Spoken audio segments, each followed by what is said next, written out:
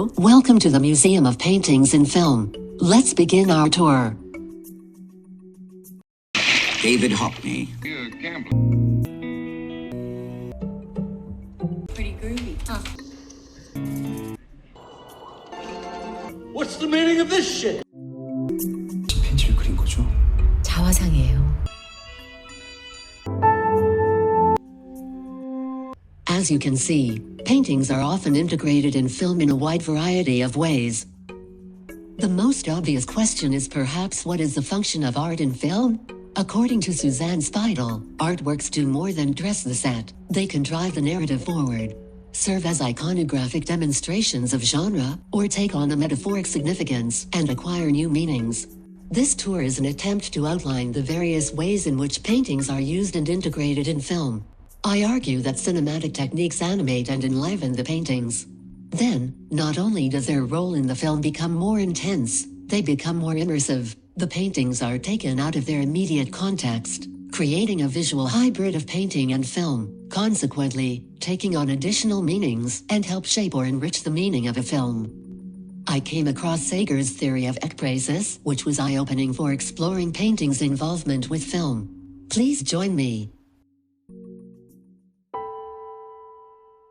If you have ever read a novel in which the narrator described a painting or a statue, you have experienced the narrative mode ekphrasis. The definition of ekphrasis has changed over time, but today we use it to mean the verbal representation of visual representation.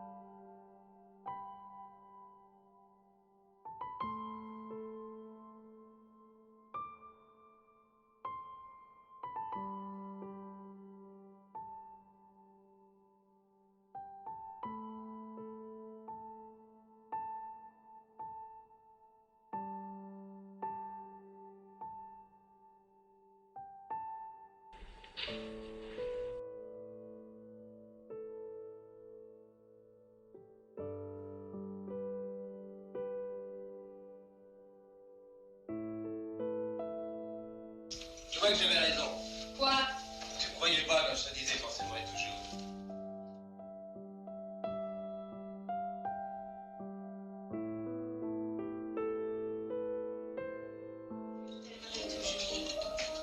Oh mon amour, jamais tu m'as promis de m'adorer toute ma vie.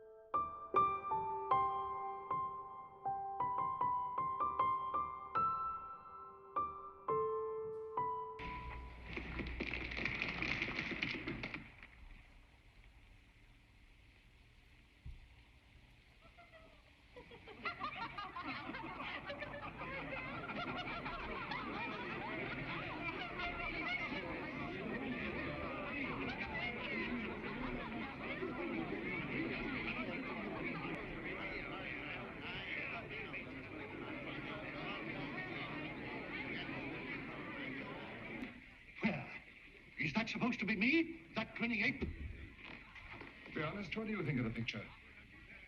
Well, Rembrandt... No evasions. What do you think of it? I can't say.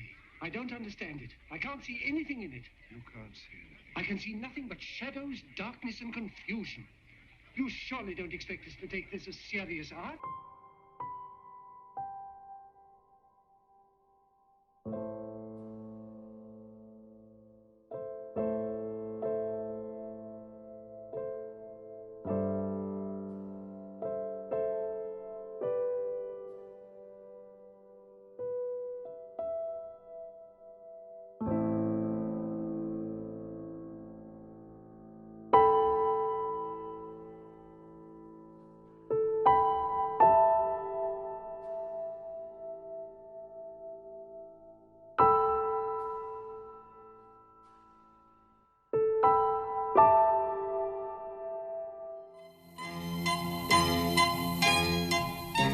Milo, on my instructions, has made you a dress.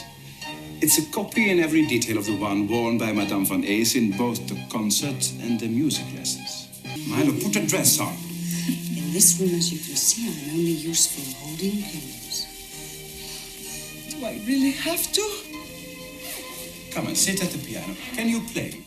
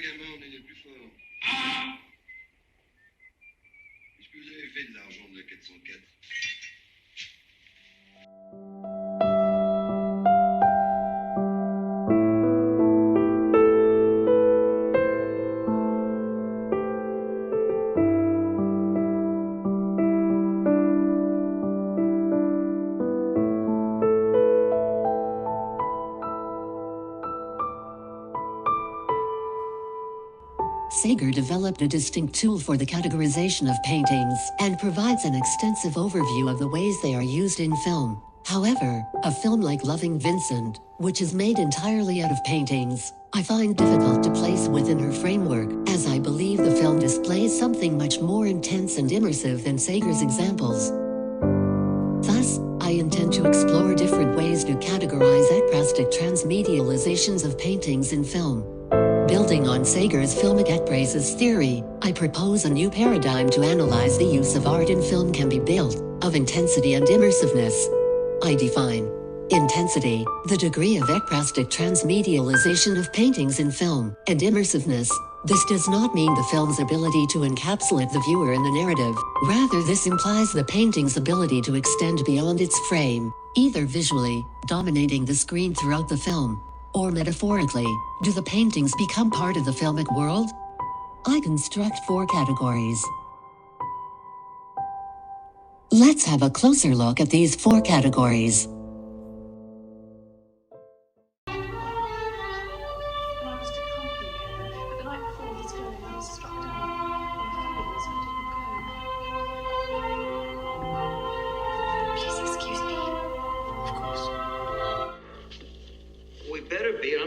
Eat your lunch for you. Back to 2, Alex. Sorry, Jeff. Look.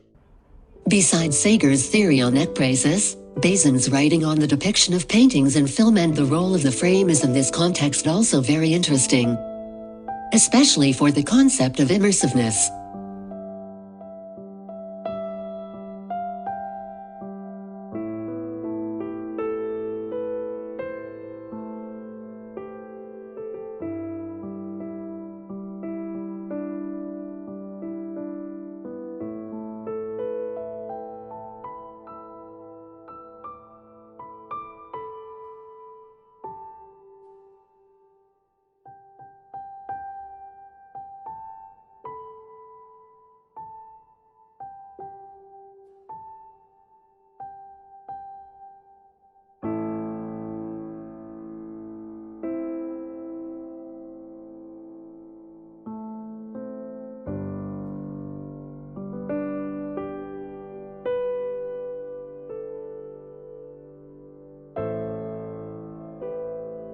This one, for instance, might have been designed for you. I'm sure you could have it copied. I've heard Mr. De Winter say that this is his favorite of all the paintings. It's Lady Caroline De Winter, one of his ancestors. Oh, well, that's a splendid idea, Mrs. Danvers. I'm very grateful.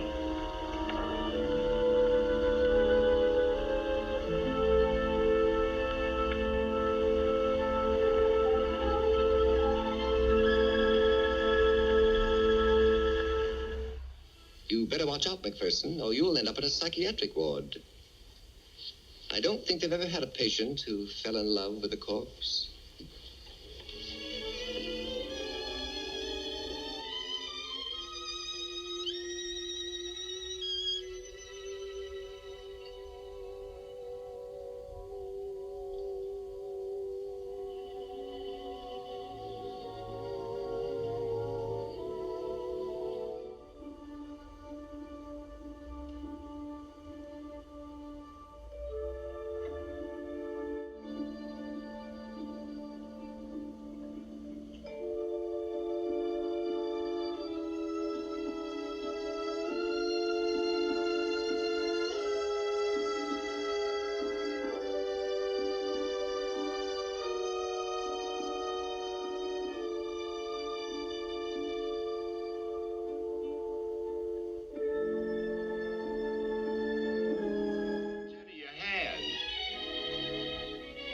Turn your head. Now there. Hold that.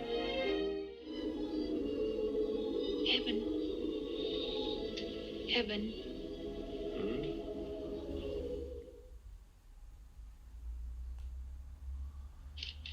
Jenny.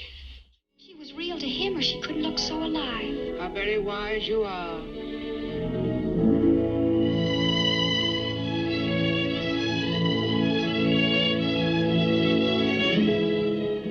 Oh, in heaven, is it really of me?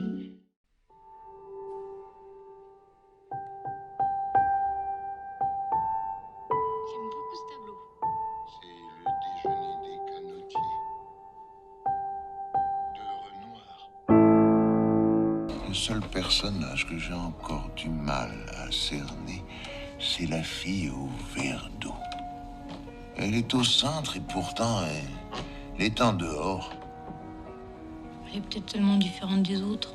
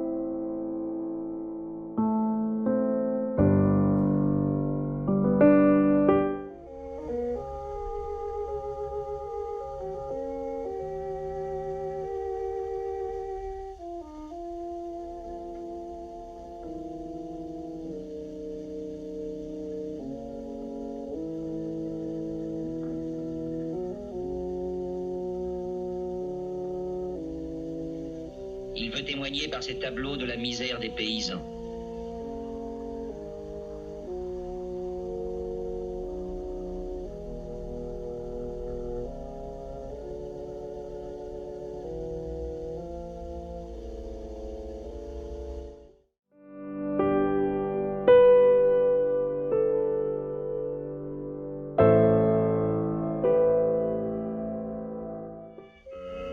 Paris l'accueille.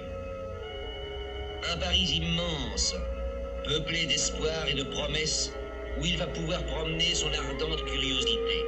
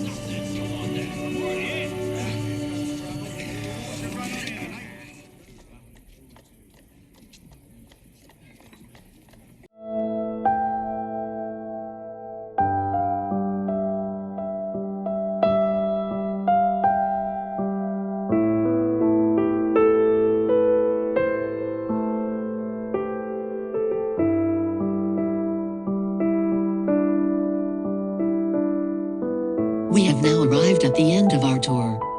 The key findings of this research are: existing theories like Sager's and Bazin's writings on the relationship of painting and film have led to the building of a different and novel framework that is based on intensity and immersiveness. On this framework, it is possible to place a wide variety of films. The representation of paintings in film relies on cinematographic devices that animate the static artworks. These devices imbue life into the painting. As a result, the painting takes on a more prevalent role in the narrative and attain a metaphorical significance in the film. Additionally, the devices make the painting extend beyond the frame, blurring the boundaries between the space of the painting and the filmic world, working towards the hybridization of painting and film. This research has strived to expand on Sager's theory of filmic ekphrasis. I acknowledge, however, it is rooted in a more subjective approach of categorization. Nonetheless, I believe it shows that paintings can have an extreme high significance in film. I hope it inspires others to do further research in the integration of artworks in film, specifically, an intensive study of the various cinematic techniques that animate in foreground art. As innovative films, like Loving Vincent, will hopefully continue to be produced in the future, the experimentation with cinematic techniques may lead to new discoveries to transpose paintings in film. Thank you for joining me today. Goodbye.